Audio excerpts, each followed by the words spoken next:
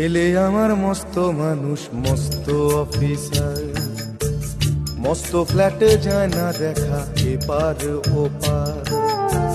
ছেলে আমার মস্ত মানুষ, মস্ত অফিসার, মস্ত ফ্ল্যাটে যায় না দেখা এপার ওপার। নানান রকম জিনিস আর আসবাব দামি দামি, সবচেয়ে কম দামি ছিলাম একমাত্র আমি। ছেলের আমার প্রতি অগাধ সম্ভ্রম, আমার ঠিকানা তাই বৃদ্ধাশ্রম।